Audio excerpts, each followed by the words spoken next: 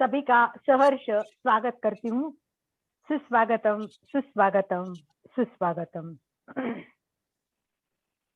अथाह ऊर्जा, क्रियात्मक सोच और चिंतन की गहराई, जागृत वैराग्य, जागृत प्रखर विवेक, शासन का सौभाग्य, लाखों में एक। आचार्य महाश्रमण जी की चरणों में मेरी कोटि कोटि वंदन। महाप्रज्ञ प्रेक्षा केंद्र के ऊर्जावान, सतत उत्साही, नई सोच रखने वाले और लोगों को आनंद बांटने वाले आनंद जी तथा सभी उपस्थित भाई बहनों के साथ आज की विशेष वक्ता, विशेष मार्गदर्शिका और ट्रेनर डॉक्टर रेखा जैन। परिचय बहुत कम में देना, क्योंकि मैं बात करूंगी, प्रश्न पूछूंगी, तब हमारा ज्यादा परिचय होगा और हम वक्ता को अधिक सुनना चाहते हैं, इसलिए परिचय में समय नहीं देते। परंतु कुछ व्यक्ति होते हैं कि जिनको सब लोग, कुछ लोग हैं कि जो जानते नहीं है। बाकी महाराष्ट्र में तो इनका बहुत नाम है, पूना में इन्होंने बहुत काम किया हुआ है। तो डॉक्टर रेखा जैन, ये वैसे पूना में रहती थी, अभी तो वो बेंगलोर में है। बेंगलोर में जो जैन यूनिवर्सिटी है, उसकी जैन स्टडीज का काम ये कर रही है मार्गदर्शक के रूप में, और इसके अंदर अभी बहुत सारे लोग पीएचडी कर रहे हैं और इन्होंने न जाने कितने पदों पर मतलब रह चुकी है। पूना में जो सबसे फेमस आयुर्वेद कॉलेज था, उसकी वो हेड ऑफ द डिपार्टमेंट रही हुई है। इनके पिताजी बहुत ही अच्छे थे और बहुत नॉलेज वाले थे, तो उन्होंने उसी संस्कार में अपने बेटी को आगे बढ़ाया है। और सद्भाग्य से इनको जो पति मिले थे, आज मैं उनको याद किए बिना नहीं रह सकती, नवीन चंद्र जैन, जो पूना में कमिश्नर थे, कलेक्टर थे, फिर पिंपरी चिंचवड़ में कलेक्टर के रूप में थे, बॉम्बे में इलेक्शन के प्रमुख भी रह चुके हैं, और दोनों भी हस्बैंड वाइफ, इतना मतलब ऐसा जोड़ा होना भी बहुत बड़ी बात होती है, और बच्चे भी इसी संस्कार में पले बड़े हैं। तो ऐसी रेखा ने पता नहीं बहुत सारे पदवियां प्राप्त किए। 99 में इसने पुणे विद्यापीठ से पीएचडी की थी और उसको गोल्ड मेडल मिला था। तो ये गोल्ड मेडलिस्ट है रेखा ताई। कुंद कुंद आचार्य जी का नाम हमने सबने सुना है। आचार्य कुंद कुंद के 4 ग्रंथों का उन्होंने भाषांतर किया है। महामहोपाध्याय पदवी तो है ही, आगम उद्धारक भी इनके नाम के साथ जुड़ा हुआ है। ऐसे बहुत सारे काम है जो रेखा ताई ने किए हैं। तो मैं रेखा ताई इनके जुबानी से ही सुनना चाहूंगी। तो रेखा ताई खुद ही अपने को, हम क्वेश्चन आंसर में कुछ प्रश्न में इसी से रिलेटेड पूछूंगी, तो हमें पता चलेगा कि वो इतनी आगे कैसे बढ़ी। कल ही बात करते करते मैंने कहा कितना अच्छा ना, इतना अच्छा। तो उसने इतनी सहज बात बताई कि जो मुझे बहुत अच्छी लगी थी, वो बताए बिना नहीं रह सकती। कि मैंने कहा हम लोग इधर जाते हैं, उधर जाते हैं, ये करते वो करते हैं। मैंने तो ऐसा ही किया है, कभी एमए योगा किया है, कभी इधर एमए जैनिज्म किया है। परंतु रेखा तक एक प्रगति होते होते ऊपर गई, तो बोली कि इसके लिए उनके हस्बैंड नवीन चंद्र जी ने कहा था एक लाइन में आगे जाना है। वो कैसे, वो वही बताएंगी। तो अपने पिताजी का सुंदर मार्गदर्शन और संस्कार, और पति का बहुत सुंदर साथ, और अभी बच्चों का बहुत बड़े स्नेह प्यार से रेखा ताई का जीवन बहुत समृद्ध जीवन है। और सुंदर जीवन के साथ साथ इतना धार्मिक होना, इतना अध्यात्म में गहराई में उतरना, और वो भी आयुर्वेद के साथ साथ, ये बहुत बड़ी बात है। तो समय ज्यादा नहीं गुजारते हुए मैं नम्र भाव से रेखा ताई को नम्र निवेदन करूंगी, क्योंकि आयुर्वेद उसका बहुत अभ्यास तो है ही, और उसको बात करते समय ऐसा लगता है कि इसकी प्रकृति अलग होती है, इसकी वृत्ति, प्रकृति, प्रवृत्ति, ये सब जानने के लिए निसर्ग का बेस जानना चाहिए, और इस बारे में बहुत सारे गैर समझे लोग होते हैं। तो रेखा ताई आज हमें क्लियर कर देगी कि आयुर्वेद क्या है और इसका हमारे जीवन में क्या उपयोग है। तो मैं सादर आमंत्रित करती हूँ, सस्नेह आमंत्रित करती हूँ डॉक्टर रेखा जैन, जो प्रोफेसर है। तो not only doctor Rekha Jain professor, not only doctor but PhD also in gold medalist. तो बहुआयामी के व्यक्तित्व, बहुत सुंदर कविताएं भी करती है, बहुत सारे प्रोग्राम टीवी रेडियो पर हो गए हैं। तो बहुत बहुत बहुत सबको सादर आमंत्रित। कनक जी बैद और सब लोग पधारे, बाहर से बहुत सारे आज नए लोग जुड़े, क्योंकि इन लोगों को बहुत इंटरेस्ट है आयुर्वेद में। तो सबका स्वागत करते हुए डॉक्टर रेखा जैन। सुन सकती है ना अलका जी? बिल्कुल हाँ, क्लियर। धन्यवाद धन्यवाद। आपने बहुत ज्यादा स्तुति की है, इतनी तो लायक नहीं हूँ, लेकिन ठीक है, मैं एक धन्वंतरी की प्रार्थना 2 लाइन में करती हूँ और अपना विषय शुरू करती हूँ।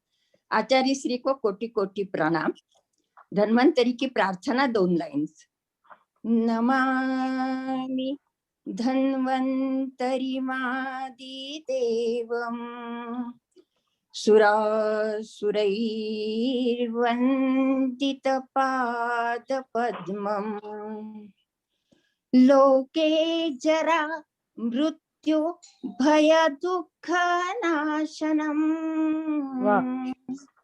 धातारमीशम् विविधौषधीना। इसमें ऐसे बताया है कि लोगों में जरा मृत्यु दुख इसका भय बहुत होता है, तो इसके लिए हे परमेश्वर, हे तीर्थंकर, हमें कुछ औषधियां बता दे। और उन्होंने औषधि बता दी और वो आयुर्वेद ग्रंथ हो गए हैं। ओके तो आपको मैं पहले आयुर्वेद यानी क्या बता देना चाहती हूँ, क्योंकि आजकल आयुर्वेद के बारे में बहुत सारी गलतफहमियां भी हो रही है। इसलिए आयुर्वेद शास्त्र यानी क्या, ये बहुत ही पुराना भारतीय शास्त्र, वैद्यक शास्त्र है। सिर्फ भारतीय नहीं, जगत में पहला वैद्यकीय शास्त्र जो बना है वो आयुर्वेद शास्त्र है। उसकी व्याख्या ही उन्होंने ऐसी की है कि आयुषः वेदः। आयुषः वेदः है, आयुषः मीन्स जिसमें पूरे जीवन का जो कई स्टेजेस है उसका वर्णन उसमें आता है। पूरे जीवन की कहानी, जीवन कैसा होना चाहिए इसके बारे में बताया जाता है। वो आयुषः वेदः यानी ज्ञान, उसका पूरा ज्ञान जिसमें बताया है वो आयुर्वेद शास्त्र है, ऐसी व्याख्या उन्होंने की है। उसमें वो इतनी कुछ बातें बताते हैं कि हितकर आयुष्य क्या होता है, अहितकर आयुष्य क्या होता है, सुखकर आयुष्य कैसे होता है, दुखकर आयुष्य कैसे होता है, नीतिमान आयुष्य हम कैसे जीते हैं, इस तरह की सभी बातें इस शास्त्र में बताई है। इसलिए उनकी दृष्टि से वो जो व्याख्या करते हैं वो बोलते कि हिता हितम सुखम दुखम आयुस्तस्य हिताहितम मानम तत्र यत्रोक्तम आयुर्वेदः स उच्यते। यानी इतनी सारी चीजें, यानी जन्म से लेकर मरण तक की जितनी भी घटनाएं अपने आयुष्य में होते उस सबका विचार, ओनली डिसीजेस का विचार या रोगों का विचार है ऐसी बात नहीं है। तो पूरे जीवन शैली का विचार उन्होंने आयुर्वेद शास्त्र में किया है। इसलिए इस वैद्यक शास्त्र में आजकल पूरे दुनिया में फिर से उसका उत्थापन हो रहा है, क्योंकि जीवन कैसे जीना चाहिए इस तरह का विचार इस शास्त्र में आया है। हर एक व्यक्ति अलग अलग है, हर एक देश अलग अलग है, हर एक के हवामान अलग अलग है। इसलिए इसमें इस सबका विचार उसमें किया है और उसके अनुसार औषधियां भी हर एक की अलग अलग किस तरह से होती है इसका भी विचार इस शास्त्र में किया गया है। इसलिए उसको परिपूर्ण आयुर्वेद जीवन शास्त्र ऐसे बोला जाता है। क्योंकि इतना ही नहीं, यानी स्वस्थस्य स्वास्थ्य रक्षणम, यानी स्वस्थ आदमी का स्वास्थ्य कैसा रहे और रोगों की चिकित्सा कैसे करे, स्वस्थस्य स्वास्थ्य रक्षणम आतुरस्य व्याधि परिमोक्षः। आतुर यानी रोगी लोगों को व्याधि का कैसे चिकित्सा करेंगे इसकी चर्चा है। आज मैं पहले पार्ट के बारे में ही ज्यादा बोलूंगी कि स्वास्थ्य किस तरह से रक्षण करना है। तो इतना ही नहीं, स्वास्थ्य की बातें तो करते ही है, लेकिन इसके अलावा अपना जीवन का अंतिम ध्येय क्या होना चाहिए इसके बारे में भी आयुर्वेद शास्त्र में चर्चा है। बाकी किसी वैद्यक शास्त्र में इसके बारे में बोलते नहीं। वो तो इतना ही बोलेंगे कि आप निरोगी कैसे रहेंगे, आपकी सिस्टम्स कैसे अच्छी रहेंगी, आपके सिस्टम्स वर्क कैसे अच्छे करेंगे, इतना ही बोलेंगे। लेकिन आयुर्वेद शास्त्र में अपना शरीर अच्छा रख के अपना अंतिम ध्येय क्या है उसके बारे में भी बात की है।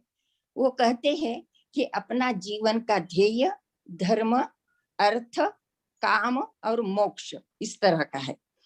तो वो कहना चाहती है कि धर्म यानी नीतिमत्ता से जीना चाहिए, सद्वर्तन से जीना चाहिए और सद्वर्तन से अच्छा काम करके ही अर्थ कमाना है। धर्म से ही अर्थ यानी पैसा कमाना है। और धर्म से ही उसकी एंजॉयमेंट, जो कोई काम है, उपभोग है, उपयुक्तता है, उसका भी उपभोग लेना है। इसलिए धर्म, धर्म से अर्थ, अर्थ से काम, यानी इच्छा पूर्ति करनी है और आखिर मोक्ष तक जाना है। इसका विचार आयुर्वेद शास्त्र ने किया है। इसलिए वो बोलते हैं उस केस में कि धर्मार्थ काम मोक्षाणाम आरोग्यम उत्तमम उच्यते, यानी ये सब करने के लिए आरोग्य अच्छा होना चाहिए। आरोग्य अच्छा कैसा रहेगा, इसके बारे में आगे बोलते हैं। आरोग्य अच्छा रहने के लिए बेसिक है दिनचर्या, यानी पूरे दिन में सुबह उठते हैं तब से रात सोते हैं तब तक हमें क्या क्या करना चाहिए, कैसे करना चाहिए, कितनी देर तक करना चाहिए, इसकी जानकारी इतनी सूक्ष्मता से की है। और उस पर ही हमारा निरोगी आयुष्य या अपनी हेल्थ कैसी अच्छी रहेगी डिपेंड करती है। तो ये दिनचर्या, फिर ऋतुचर्या, यानी हर एक ऋतु में जो बदल होते हैं उसके अनुसार भी हमने क्या बदल करना चाहिए। ऋतु संधि काल आता है, यानी एक ऋतु होने के बाद दूसरा जो आता है, जैसे वर्षा ऋतु खत्म हो गया और हेमंत ऋतु आ गया, तो बीच में जो काल है उसको आयुर्वेद में ऋतु संधि काल बोलते हैं। तो इस ऋतु संधि काल में भी लोगों को बहुत सारी, यानी हम बोली भाषा में बोलते कि अपनी शरीर एडजस्ट नहीं हुआ, बॉडी एडजस्टमेंट नहीं हुई, इसलिए खांसी आ गई, सर्दी हो गई है, एसिडिटी हो रही है, इस तरह के छोटे छोटे कंप्लेंट शुरू हो जाते, वो भी नहीं होना चाहिए। इसलिए ऋतु संधि काल में भी दिनचर्या कैसी होनी चाहिए इसका भी वर्णन किया है। और फिर ऋतु बदल हो गया कि ऋतु बदल में भी कैसे, दूसरे ऋतु में कैसे बर्ताव करना चाहिए, किस तरह का आहार लेना चाहिए, किस तरह का विहार करना चाहिए, इसके बारे में भी बहुत डिटेल डिस्क्रिप्शन दिया है, वर्णन किया है। अभी दिनचर्या के बारे में अगर बोले तो आपको सबको मालूम है, रोज चीजें वायरल हो रही है कि सुबह जल्दी उठो, धर्म ध्यान करो, उसके बाद एक्सरसाइज करो, घूमने जाओ, ये तो सब आपको मालूम है, सब सुनते ही है। लेकिन जो पूरा दिनचर्या का कार्यक्रम बताया है डिटेल्स, मैं समझती हूँ कि आजकल सबको ये मालूम है, इसलिए मैं रिपीट नहीं करूंगी, आगे चलूंगी। तो इस दिनचर्या का आयुर्वेद का वैशिष्ट ऐसे है कि 3 चीजें याद रखनी चाहिए। एक तो पहले अपना आहार और विहार, इसको बहुत इंपॉर्टेंस दिया है। कुछ भी अगर होने लगा, समझो स्मॉल सिम्टम्स या कुछ लक्षण आए, तो आप सोचो कि मैंने आज क्या खाया था, मेरे खाने में आज क्या बदल हो गया था, उस टाइमिंग में कुछ चेंज हुआ था क्या, ये सोचो तो अपने आप आपके सिम्टम्स, आपके लक्षण या आपका व्याधि क्या है, इसके बारे में आप ही खुद सोच सकते हैं। इसलिए आहार और विहार, यानी काम करने में कहाँ गलती हो गई है, हम धूप में ज्यादा गए हैं, रात को जागे हैं और जो ओवरवर्क किया है, क्या है, अपने आप सोचो, आपको पता चलेगा कि ये सिम्टम्स क्यों हो रहे हैं। इसलिए दिनचर्या में आहार और विहार को बहुत इंपॉर्टेंस दिया है। जो भी खाना खाते हैं उसके टाइमिंग के बारे में, प्रकृति के अनुसार कैसे खाना होना चाहिए, मैं प्रकृति की बात आगे बताने वाली हूँ, तो इसके बारे में भी अगर आप ख्याल करें तो ये सब हम लोग अवॉइड कर सकते हैं। इसलिए पहला पॉइंट है दिनचर्या, दिनचर्या में आहार विहार, और आगे का है विश्रांति। हम ओवरवर्क तो नहीं कर रहे हैं, विश्रांति लेते हैं नहीं लेते हैं, किस तरह से विश्रांति लेनी चाहिए। और तीसरा जो है निद्रा, निद्रा निद्रा आपको सब शरीर धातुओं को, शरीर को विश्रांति देती है, माइंड को विश्रांति देती है। इसलिए जो व्याख्या भी की है आयुर्वेद ने स्वास्थ्य की, ये बहुत इंपॉर्टेंट है। उनके भाषा में अगर कहूँ कि अपना शरीर जो बना है, अपने शरीर घटक जो बनाए हैं, वो सृष्टि के जो घटक है उससे ही बनाई है। ये आयुर्वेद का एम्फसिस, यानी उस पर बहुत महत्व दिया गया है, क्योंकि ये सृष्टि जो है वो पांचभौतिक सृष्टि है और उस पंच महाभूत से ही अपना शरीर बना है। यानी अपने शरीर के जो मूल घटक है, दोष, वात दोष, पित्त दोष, कफ दोष, ये भी पंच महाभूत से बने हैं। और बाहर की सृष्टि है वो भी पांचभौतिक है, आपको तो मालूम ही होगा। तो ये बोलते हैं कि बाहर की सृष्टि मैक्रोकॉस्म है और उसका मिनिएचर, छोटा स्वरूप अपने शरीर में है, यानी माइक्रोकॉस्म अपने शरीर में है। या आसान भाषा में अगर कहा जाए तो हम कहते हैं कि पिंडी ते ब्रह्मांड, जो अपने शरीर में है वो बाहर है।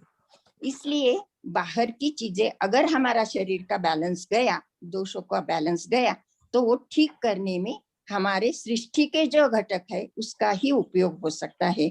ये आयुर्वेद का बेस है। इसलिए उन्होंने स्वास्थ्य की व्याख्या करते समय ये दोषों का बैलेंस किस तरह रखना चाहिए इसके बारे में बहुत अच्छी जानकारी दी है। जो व्याख्या है वो वर्ल्ड वाइड फेमस है, WHO ने भी वो मान्य की है। वो व्याख्या है समदोष समाग्निश्च समधातु मलक्रिया। यानी आसान लैंग्वेज में, लोगों को परिचित लैंग्वेज जो है उसमें ऐसे कहेंगे कि हमारी बॉडी की जितनी भी सिस्टम्स है वो नॉर्मल होनी चाहिए, समस्थिति में होना चाहिए। समदोष समाग्निश्च समधातु मलक्रिया। सेकंड लाइन बहुत ही इंपॉर्टेंट है, जो बाकी कौन से भी वैद्यकीय शास्त्र नहीं बोलते, सिर्फ आयुर्वेद शास्त्र ही बोलता है। दूसरी लाइन है प्रसन्न आत्मेन्द्रिय मनः स्वस्था इत्याभिधीयते। यानी सिस्टम ही नॉर्मल होनी चाहिए, इतना नहीं तो अपना आत्मा, मन और इंद्रिय भी प्रसन्न होने चाहिए। इस पर उन्होंने बहुत एम्फसिस, महत्व दिया है। देखो हम व्यवहार में भी देखते हैं कि कितने लोग ऐसे आते हैं पेशेंट हॉस्पिटल में कि कुछ ना कुछ होता है, यहाँ दुखता है, वहां होता है, सर दुखता है, फिर डॉक्टर इन्वेस्टिगेशन बोल देते हैं उनको कि आप यूरिन करो, स्टूल करो, एक्सरे करो, एक्सरे चेस्ट करो, सब हो जाता है, सब तो नॉर्मल है, लेकिन उसको नॉर्मल नहीं लगता है। तब हमें उसका ख्याल करना चाहिए कि उसका आत्मा, इंद्रिय और मन प्रसन्न नहीं है, उसमें कुछ न कुछ है।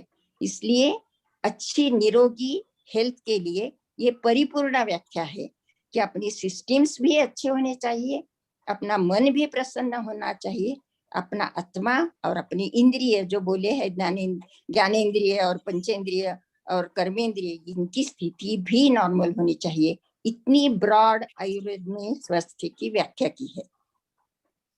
अब ये सवाल आता है कि अपने शरीर में जो दोष है, मैंने अभी बोला कि पंच महाभूतों से ये दोष बोले हैं, यानी आयुर्वेद शास्त्र की दृष्टि से अपने शरीर जो घटक है वो है दोष, धातु और मल।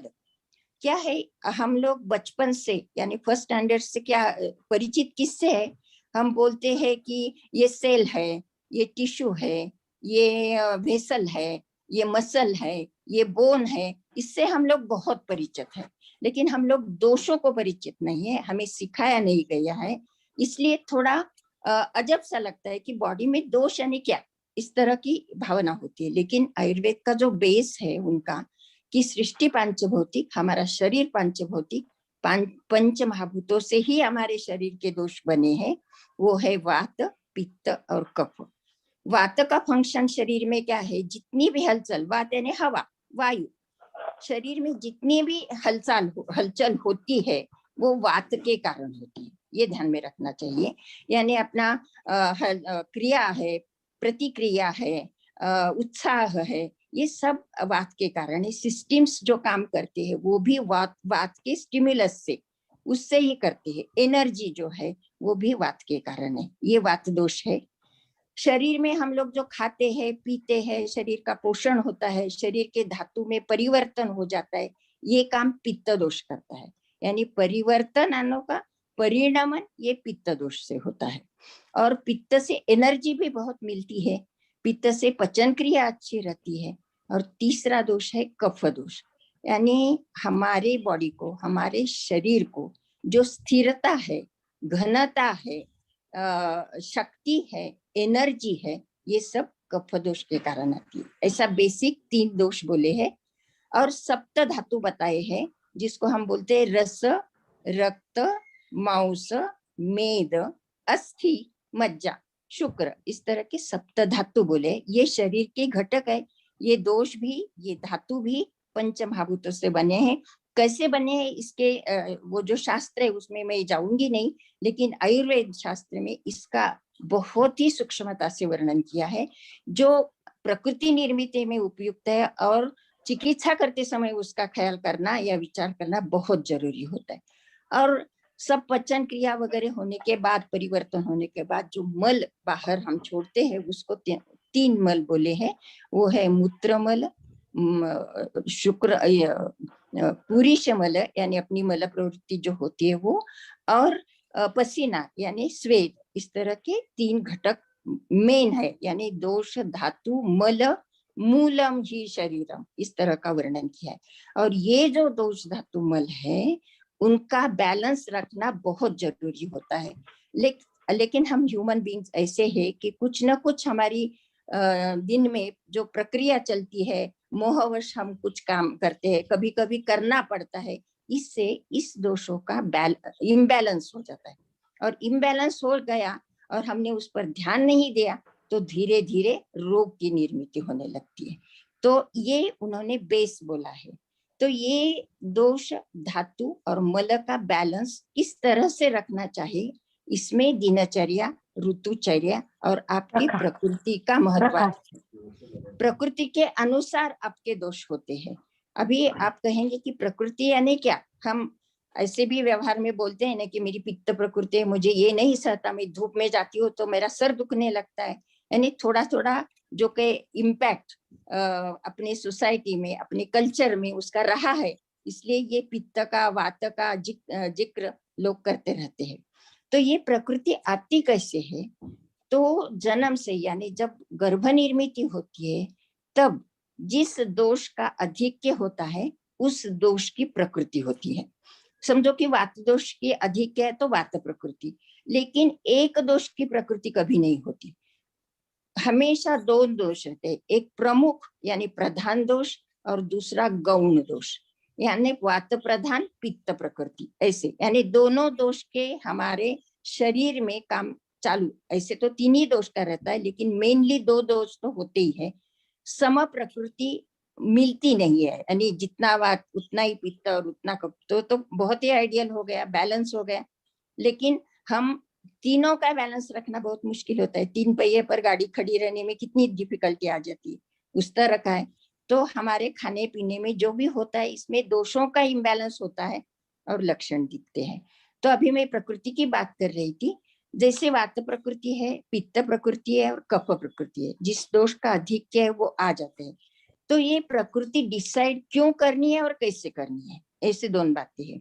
एक तो आप रोग के लिए चिकित्सक के पास जाते हैं तो आप एंट्री करते हैं, वहां से उनका ध्यान रहता है, वो बराबर आपकी प्रकृति डिसाइड करते हैं कि इनकी ये बेसिक प्रकृति है, अभी इसका ये दोष है, तो उसके शमन के लिए, उसके बैलेंस के लिए क्या देना चाहिए उसका ख्याल करते हैं।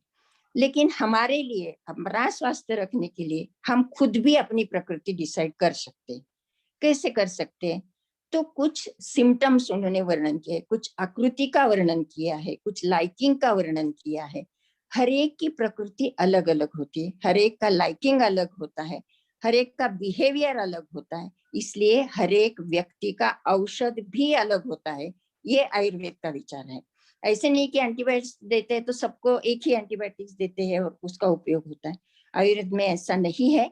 एक व्यक्ति को जो मैं औषधि देती हूँ, दूसरे को वो चलेगी ऐसा नहीं है। फॉर एग्जाम्पल मैं एक बता देती हूँ कि आजकल एसिडिटी सबको होती है, एक को एसिडिटी के लिए मैं प्रवाल भस्म दे दूंगी क्योंकि मेरे मन में आया है कि इसका पित्त जो है वह द्रवगुण से बड़ा है तो उसका एब्सॉर्प्शन होगा तो उसको ठीक लगे। उसी समय दूसरा है, वही सिम्टम्स है, बर्निंग है, हाथ पैर की जलन है, पेट में जलन होती है, लेकिन उसको मैं दूसरी औषधि चंदन का लेप बताऊंगी क्योंकि उसकी जो लक्षण हो रहे हैं वो पित्त के उष्ण गुण से हो रहे हैं। इतना छोटा छोटा बारीक ख्याल किया, उसके लिए चंदन काम करेगा। इस तरह का विचार हमारे आयुर्वेद शास्त्र में दिया गया है।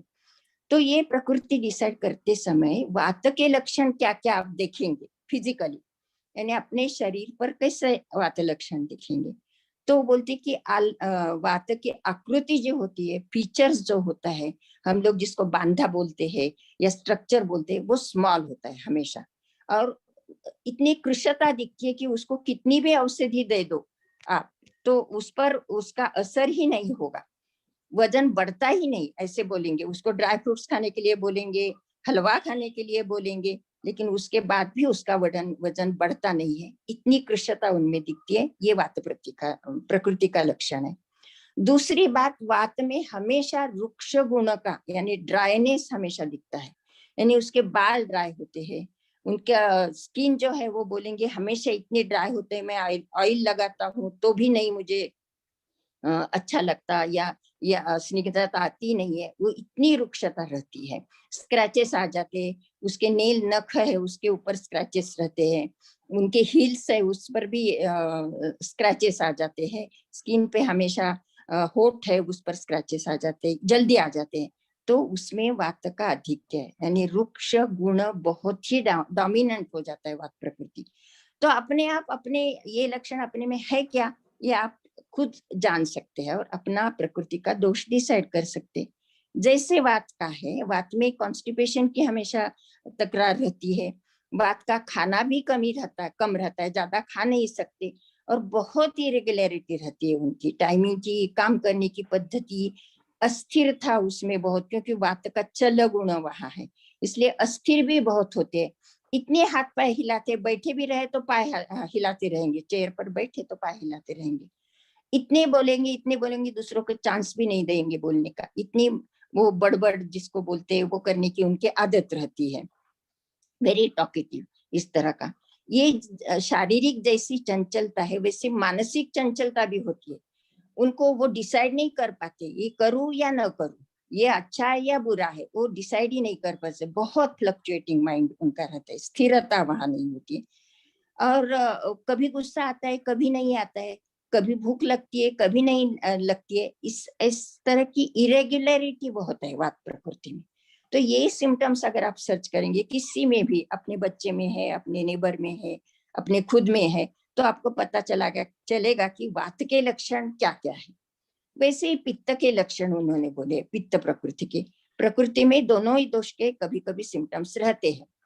पित्त दोष का वैशिष्ट्य ये है कि उसमें तीक्ष्ण गुण बहुत रहते हैं, बहुत बुद्धिमान होते, बहुत शार्प होते हैं, दिखने में अच्छे रहते हैं, कलर भी उनका गौर वर्ण का रहता है, उनकी भूख बहुत तीक्ष्ण रहती है, वो सह नहीं सकते। कितने लोग हम व्यवहार में ऐसे दिखते हैं, अपने ही बच्चे में, एक बच्चा खाना नहीं खाता और दूसरों को इतना खाने को लगता है बार बार खाएगा, क्योंकि उसका प्रकृतिस्थ दोष जो है वो पित्त है, उसकी तीक्ष्णता ज्यादा है, उसको प्यास भी ज्यादा लगती है, आते जाते पानी पिएंगे, कहाँ बाहर गए तो वाटर बॉटल लेके जाएंगे, फैन फास्ट लगा के बैठेंगे, वात प्रकृति को फैन बिल्कुल नहीं चलेगा और पित्त को फास्ट लगा के बैठेगा। इस तरह का भी हम सोसाइटी में ऐसे डिफरेंसेस दिखते हैं, इसके कारण उसके प्रकृति में जो दोष है ये कारण होता है। पित्त का विचार भी बहुत अच्छा रहता है, बुद्धि तीक्ष्ण रहती है, उनके ध्यान में जल्दी आ जाता है कौन सी चीज, लेकिन उनको गुस्सा भी जल्दी आ जाता है और बहुत गुस्सा आता है, लेकिन गुस्सा कम भी होता है उनका, इमीडिएटली कम भी हो सकता है। ये पित्त प्रकृति का लक्षण है, उनकी तीक्ष्णता, जैसे वायु में रुक्षता है वैसे पित्त में तीक्ष्णता और उष्णता, ये दो गुण बहुत ज्यादा होते हैं, उसके कारण जो भी शरीर लक्षण है उसमें वो दिखते हैं। जैसे फिजिकल है कि वो डेलिकेट होते हैं, फिजियोलॉजिकल है कि जो उनको तृष्णा यानी तहान और भूख बहुत ज्यादा लगती है, मानसिक में उनकी बुद्धिमत्ता तीक्ष्ण होती है लेकिन गुस्सा बहुत आ जाता है, उनके ध्यान में भी बहुत अच्छी तरह रहता है, गुस्सा जितना जल्दी आता है उतना जल्दी कम भी होता है, ये पित्त प्रकृति का लक्षण है। तीसरी जो है कफ प्रकृति बोली है, बहुत सारे लोग कफ और पित्त के मिश्र भी हो सकते हैं, वात कफ के भी मिश्र हो सकते हैं। पित्त को देखो गरम ठंडा सब कुछ चाहिए, लेकिन कफ और वात को गर्म चाहिए, उनको हमेशा ठंडी लगती है, कफ का ज्यादा होने के कारण उनको जो रेस्पिरेटरी सिस्टम है यानी खांसी सर्दी ये जल्दी हो सकता है। और कफ प्रकृति खाते कम है लेकिन उनका वेट ज्यादा होता है, वो हमेशा स्ट्रांग और स्टाउटी दिखते हैं, कभी पतले दिखेंगे ही नहीं। कितने लोग ऐसे बोलते हैं, आप व्यवहार में देखते हैं कि पानी पीता हूं तो भी मेरा वजन बढ़ता है, ऐसे बोलते हैं, उसमें कफ प्रकृति यानी कफ दोष का आधिक्य है, वो समझ सकते हैं। ये उनके फिजिकल और फिजियोलॉजिकल में भी उनकी जो तृष्णा है तहान है वो बहुत कम होती है, खाते भी कम है लेकिन बहुत अच्छी तरह पचन करते हैं, उनको बोलते हैं कि अल्पम स भुंक्ते बलवान तथा, यानी खाते कम है तो भी बहुत शक्तिमान होते हैं, बलवान होते हैं, वो कफ प्रकृति का लक्षण है। इनकी बुद्धि बहुत स्थिर होती है, उनके ध्यान में शायद धीरे से आएगा, लेकिन एक बार आ गया कि इतना अच्छी तरह पक्का उनके घर मन में बैठ जाता है। वो किसी से शत्रुत्व करते नहीं, मैत्री भाव रखते हैं, लेकिन अगर हो गया वैर तो उनके मन में फिक्स रहता है, वो वैर बढ़ता ही जाता है लेकिन कम नहीं होता, यानी उनके मन में छुपा रहता है। स्थिरत्व ये कफ प्रकृति का लक्षण है। यानी इन शॉर्ट अगर बताया जाए तो वात में चलत्व है, पित्त में उष्णत्व है, तीक्ष्णत्व है, और कफ में स्थिरत्व है, सात्विकता है, ज्यादा मानसिक भाव उनके सात्विक होते हैं, धर्म प्रवृत्ति रहते हैं, दानशूर होते हैं। तो ये लक्षण हम अपने आप में भी सर्च कर सकते हैं और अपनी प्रकृति डिसाइड कर सकते हैं, और अपने नेबर है, अपने बच्चे हैं, अपने फ्रेंड्स है, उनकी भी प्रकृति इससे डिसाइड कर सकते हैं। चिकित्सा करने के लिए जाएंगे तो अपने आप चिकित्सक भी ये देखते हैं और उसके अनुसार आपकी चिकित्सा तय की जाती है कि आपके लक्षण क्या है, उसके अनुसार वात के क्या है, पित्त के क्या है, कफ के क्या है, और उसके अनुसार चिकित्सा की जाती है। और एक बात आयुर्वेद में बहुत अच्छी तरह बताई है, जैसे व्याधि हो जाता है, यहाँ तक स्वास्थ्य की चर्चा मैंने की, डिटेल अगर करेंगे तो पूरा शास्त्र हो जाएगा, लेकिन सम टोटल मैंने बताया है कि इस तरह की प्रकृति है, इस तरह की दिनचर्या है। उसमें भी जब रोग होता है तो 3 सामान्य कारण बहुत ही अच्छी तरह, जो बाकी शास्त्रों में इतना एम्फोसिस नहीं है, महत्व नहीं, लेकिन आयुर्वेद में दिया है। वो बोलते हैं कि 3 इंपॉर्टेंट कॉजेस व्याधि होने के हैं। एक है प्रज्ञापराध, यानी बुद्धि हमें कहती है कि ये मत खाओ, ये मत खाओ, आपको नहीं हजम होगा, आपको तकलीफ होगी, तो भी मोहवश हम खाते रहते हैं, तो हमें उसको भुगतना पड़ता है। कुछ भी विहार है, धूप में जाना नहीं है, जाना नहीं है, रात को जागना नहीं है, बुद्धि बताती है लेकिन हम वो करते ही है, इसलिए उसको बोलते हैं प्रज्ञापराध, यानी प्रज्ञा का अपराध। बुद्धि बोल रही है लेकिन हम सुनते नहीं, अपराध करते हैं, तो हमें भुगतना पड़ता है। ये एक कारण बताए, इसके बहुत सारे डिटेल है, एक सेपरेट लेक्चर हो सकता है कि किस तरह से हम प्रज्ञापराध करते जाते हैं। दूसरा कारण है असात्म्य इंद्रियार्थ संयोग, यानी हमारे जो 10 इंद्रिय, 5 कर्मेंद्रिय, 5 ज्ञानेन्द्रिय बताए हैं, उनकी एक एक कार्य पद्धति है, लेकिन हम उतना करते नहीं है, उससे ज्यादा करवाते हैं या बिल्कुल नहीं करवाते। इस तरह से इंद्रिय पर हम बोझ डालते हैं और उसका जो परिणाम है वो हमें भोगना पड़ता है। कभी कभी हम परिस्थिति ऐसी हो जाती है कि हमको प्रेशर देना पड़ता है, कभी कभी हम मोहवश भी करते हैं, कभी कभी हमें एंजॉयमेंट आती है इसलिए करते हैं, उसके अनेक सारे कारण हैं। लेकिन जो इंद्रिय का कार्य है उस पर ज्यादा बोझ डालना, उसका यूज न करना और विकृत उपचार करना, उपयोग करना, इसके कारण भी व्याधि हो जाते हैं। तो उसके अगर डिटेल बताऊंगी तो बहुत सारे हो जाएंगे कि व्यसनों का असर कैसे इंद्रिय पर हो जाता है, और बहुत सारी चीजें हैं जो हम मोहवश या परिस्थितिवश करते जाते हैं, ट्रैवलिंग में कभी कभी करना पड़ता है, उसका असर। तो हम खुद ही हमारे जो लक्षण है, व्याधि है, उसका कारण ढूंढ सकते हैं, ये मुझे बताना है। तीसरा है परिणाम। परिणाम यानी वय का परिणाम, काल का परिणाम, परिस्थिति का परिणाम। वय का परिणाम यानी अर्ली एज में, बचपन में, बालपन में जो व्याधि होते हैं, जैसे दांत आने लगते हैं तो डायरिया होता ही है, वो ध्यान में रखना चाहिए और उसको चिकित्सा देनी चाहिए, घबराने की जरूरत नहीं। इस तरह बचपन में सर्दी ये वो बहुत सारा हो जाता है क्योंकि कफदोष का अधिक्य है, तो वो होते हैं। युवा अवस्था में अलग तरह के हो जाते हैं, यानी वय का परिणाम। और बुढ़ापे में भी जो व्याधि होते हैं वो कौन से होते हैं, जैसे कॉन्स्टिपेशन है, जैसे कंपवात है, ये तो होते रहते हैं, रिंकल्स पड़ जाते हैं, ये तो ये भी ध्यान में रख के बाकी की चिकित्सा करनी पड़ती है। इसलिए काल परिणाम।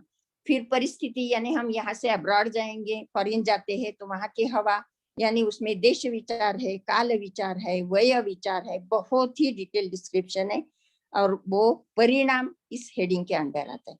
इसलिए मैं बताना चाहती हूँ कि परिणाम, ये तीनों कारण में जितनी भी इटियोलॉजी मॉडर्न में जिसको कहते हैं, यानी कारण परंपरा है, रोग के कारण की परंपरा है, वो आ जाती है।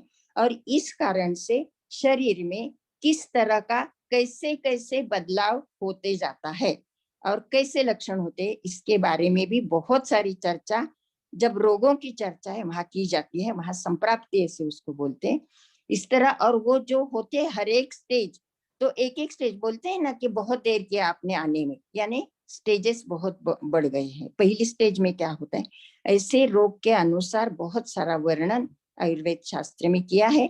वो जो व्याधि का वर्णन है, हर एक व्याधि का अलग अलग प्रकृति के अनुसार उसकी चिकित्सा, चिकित्सा भी इतना विचार उन्होंने किया है कि सम टोटल एक मेडिसिन दिया और सबको वही चलेगा ऐसा नहीं है।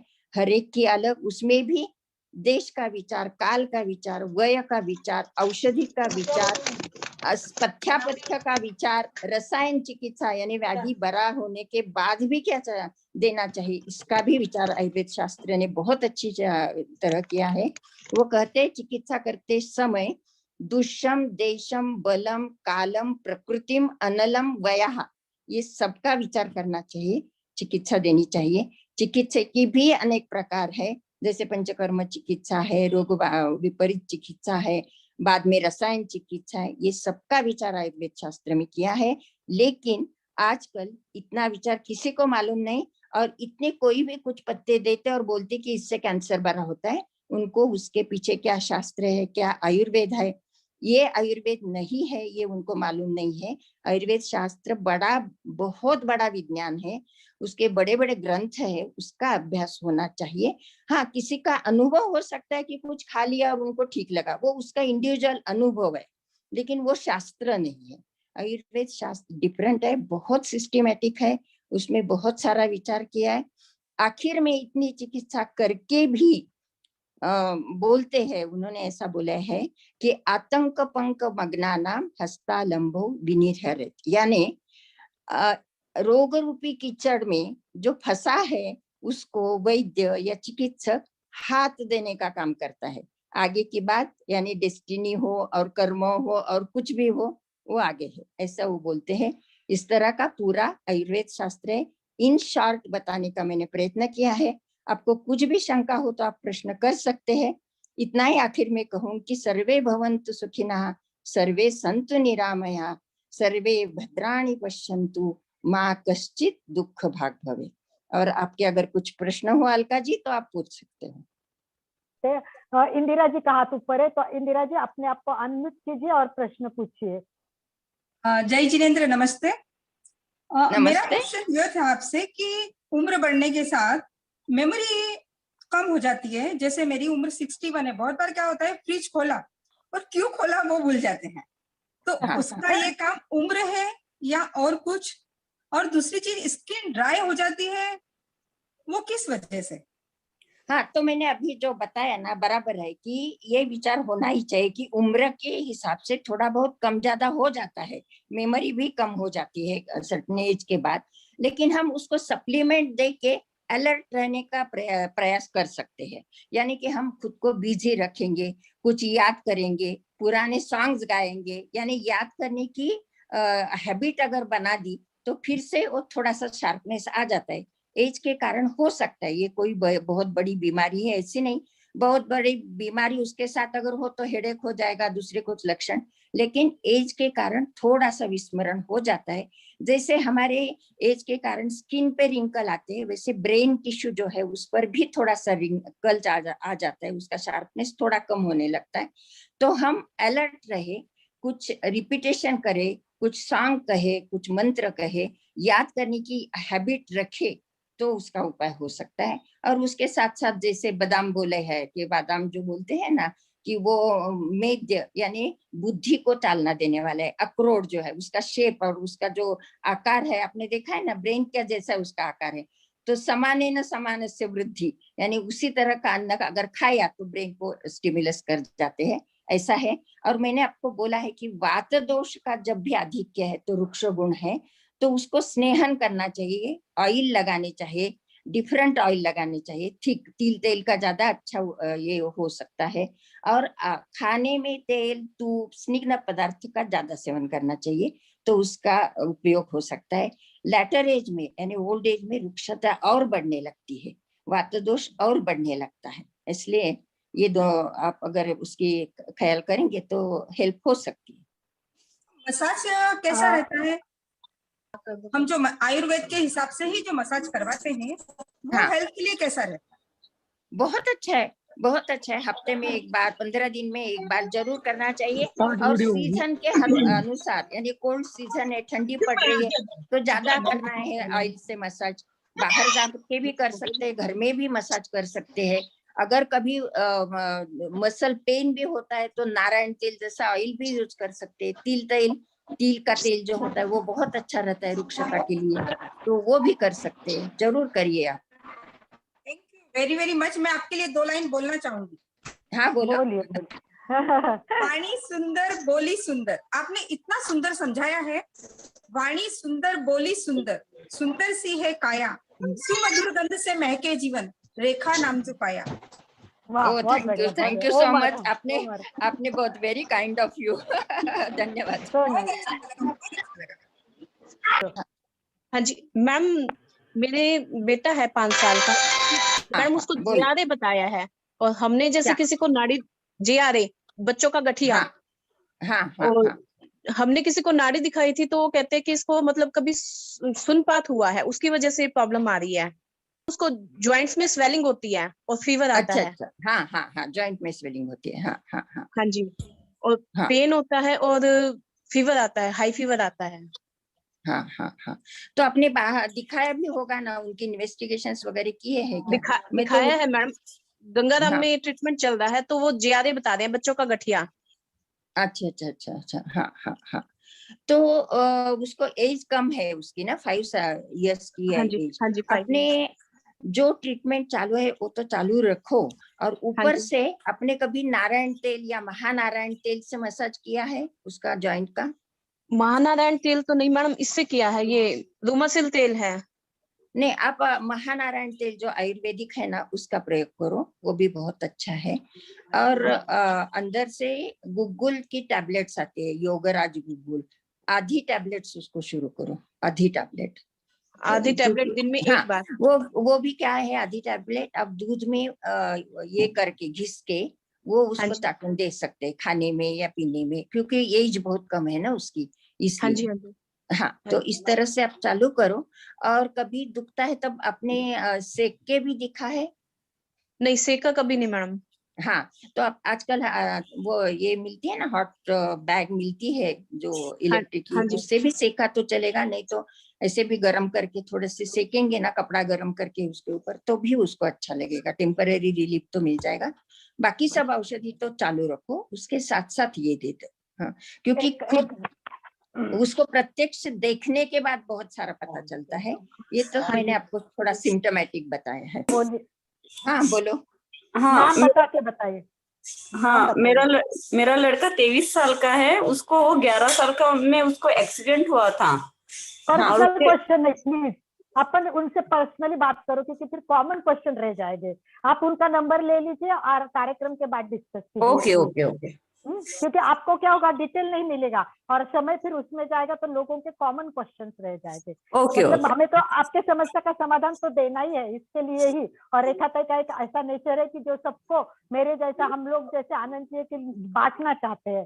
तो रेखा तय अपना ज्ञान है वो बांटने के लिए बहुत, मतलब कोई भी किसी को भी कुछ भी प्रॉब्लम हो, मैं उनको फोन नंबर देती हूँ, तो रेखा तय इतना अच्छा मार्गदर्शन करते हैं, लोग बहुत खुश होते हैं कि ये बहुत अच्छे हैं और आपको, हमें बहुत अच्छा मार्गदर्शन मिला। तो आपका सेंटर समस्या कहाँ है? सेंटर तो हमने अभी ऑनलाइन शुरू किया है। इनके साथ बेंगलोर जो भी में। कॉन्टेक्ट है वो ऑनलाइन करने हैं, आनंद जी और मैं अलका सांसला। तो और कोई ओके प्रश्न है? ओके, मैं नागपुर से हूँ वैसे। नागपुर से welcome, most welcome, everyone is Nagpur का ही है। आनंद जी नागपुर के ही है और ये उनका महाप्रज्ञ प्रेक्षा केंद्र नागपुर से ही चल रहा है। 7-8-9 साल से ये काम कर रहे हैं। तो अच्छा, आइए उनका नंबर मिलेगा क्या? हाँ, अभी दे देंगे सब, आनंद जी भी नंबर देंगे, मैं भी नंबर दूंगी और रेखा ताई भी नंबर देंगी, कोई बात ओके नहीं है। और ओके कोई ओके, कॉमन क्वेश्चन पूछ लेना। Thank you. Yes Rekha ji, हाँ बोलो।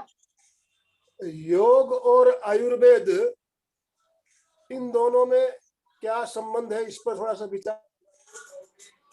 क्या संबंध है, यानी ऐसा है, आयुर्वेद शास्त्र में योग नहीं बताया है, लेकिन योग शास्त्र का उपयोग किया है। यानी हेल्थ अच्छी रखने के लिए जो हम योगासन वगैरह बताते हैं, और कुछ कॉमन कंप्लेंट्स है उसके लिए हम लोग भी आसन बता देते हैं, जैसे पवन मुक्तासन है, कॉन्स्टिपेशन है तो पवन मुक्तासन बोलते हैं, और कुछ कुछ ऐसे एक्सरसाइजेस जैसे चाहिए तब हम इसका उपयोग करते हैं। एक्चुअली योग शास्त्र का मेन एम जो है, कुछ सुनने में आता है या नहीं? हाँ, डबल आवाज आ रहा है। हाँ डबल आवाज, बाकी अपने म्यूट करे प्लीज।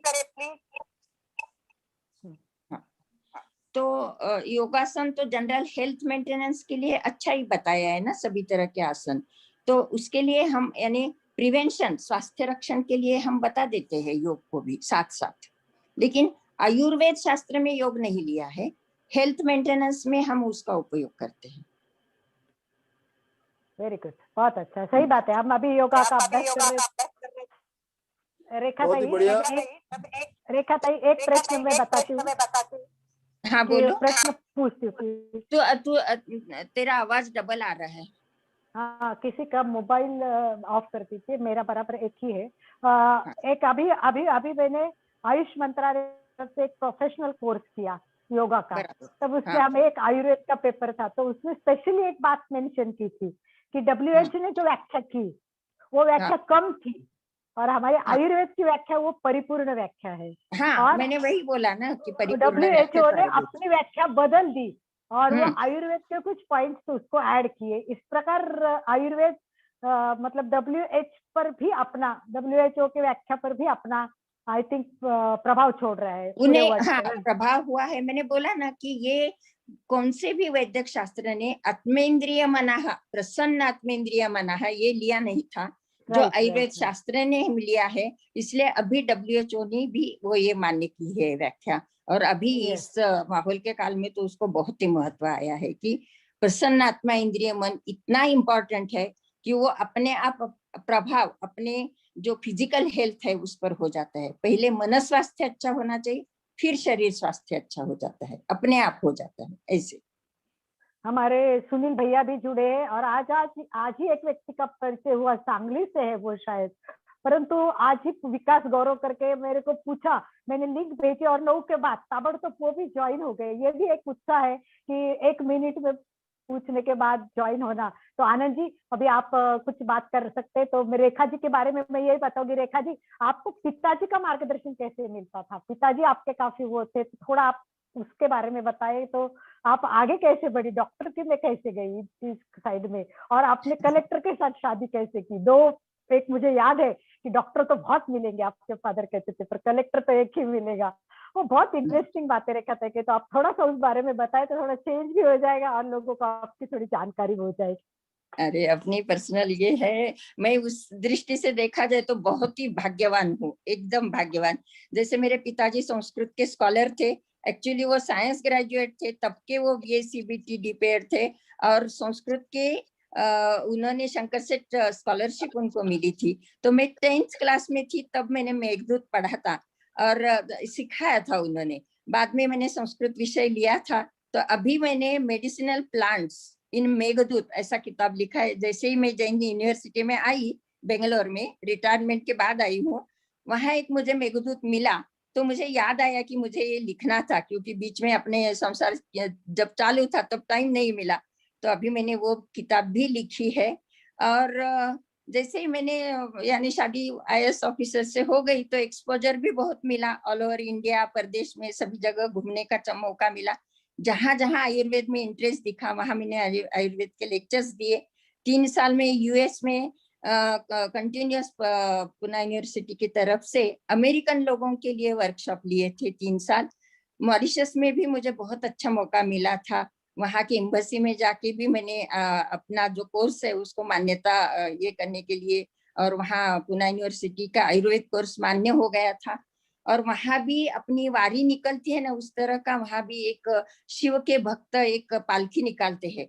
तो उस दिन क्या आहार होना चाहिए, क्या विहार होना चाहिए, आयुर्वेद क्या बोलते हैं, इसके बारे में उन्होंने मेरे भाषण रखे थे टीवी पे, और उसका प्रचार रेडियो पे भी हुआ था। वहाँ के रोटरी क्लब्स ने भी लेक्चर्स रखे थे तब, क्योंकि इंडियंस बहुत ज्यादा है मॉरिशस में। वो भी एक्सपीरियंस मेरे लिए बहुत अच्छा था। मैं इजिप्ट गई थी, वहाँ इजिप्टोलॉजी में भी बहुत सारे रिसर्च और अपने इंडियन कल्चर के बहुत सारे ये भी वहाँ मिलते हैं। तो जहां जहां जाने का मुझे मौका मिलता था वहां वहां मैंने वो फायदा उठाने का प्रयत्न किया।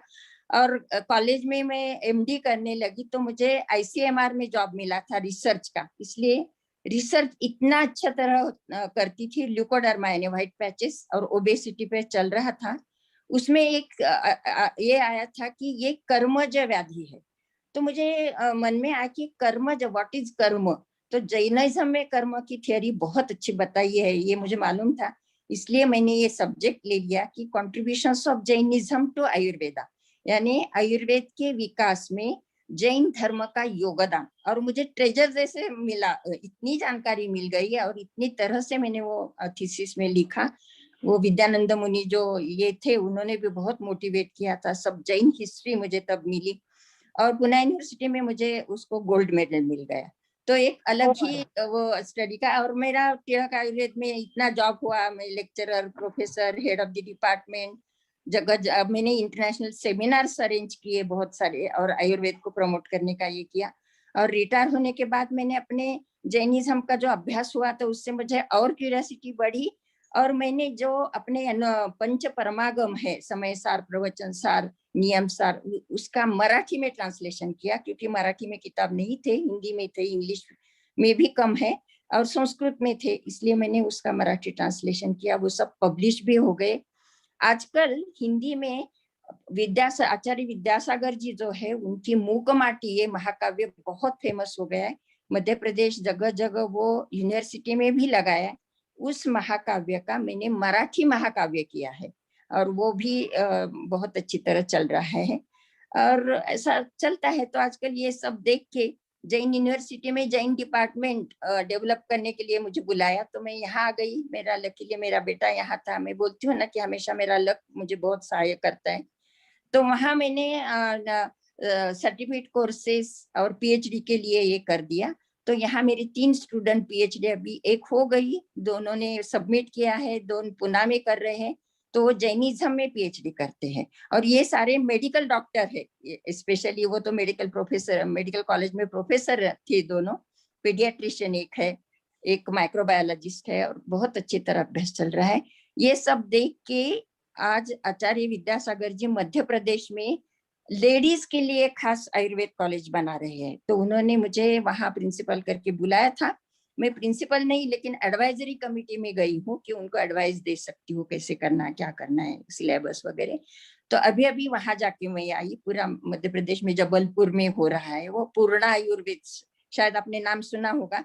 उनके बहुत सारे प्रोडक्ट्स इसमें पॉपुलर हो गए थे कोरोना के माहौल में। और अहिंसा तत्व के अनुसार वहां औषधि बनाई जाती है और उसका बहुत अच्छा है। उनके एडवाइजरी कमेटी में मैं हूँ। तो इस तरह से चल रहा है। और जो भी मुझे कुछ पूछता है एडवाइस तो मैं ऐसे ही एडवाइस उनको दे देती हूँ। इतना अच्छा काम करने का मौका भगवान ने मुझे दिया है तो मैं उसका फायदा उठाती हूँ। बहुत धन्यवाद, बहुत बहुत धन्यवाद। कनक जी ने हैंड रेज किया हुआ है। कनक जी अपने आप को अनम्यूट कर लीजिए।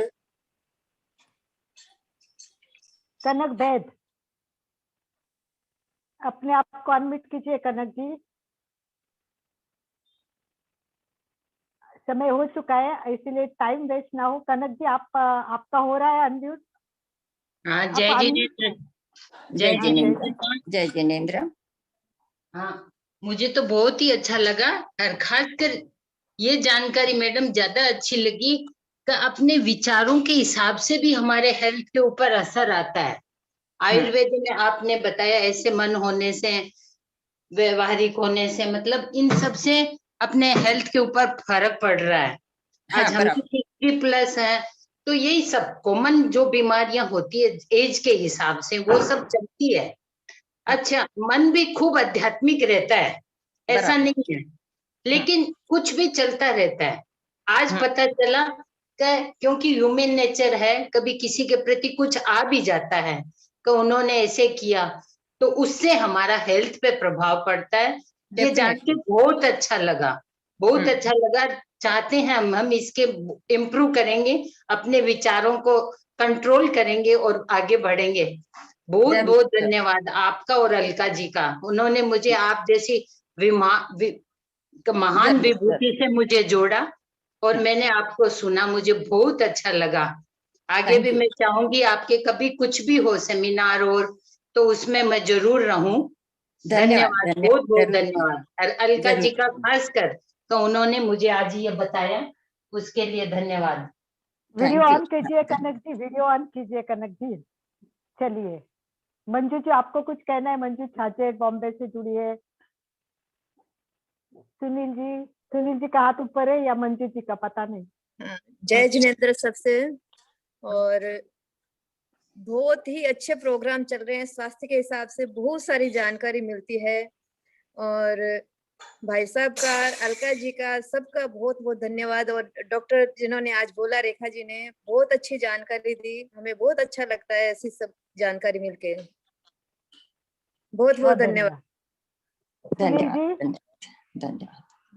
बोलता हूँ अलका जी, जो आपने कांटेक्ट करवाया ना रेखा जी से, आप तो बहुत सिंपल और अच्छी सी लेडी हैं, नॉलेज वाली हैं, काफी गहराई में है, और आपने अपने जैसे ही बना लिया है उनको अपना।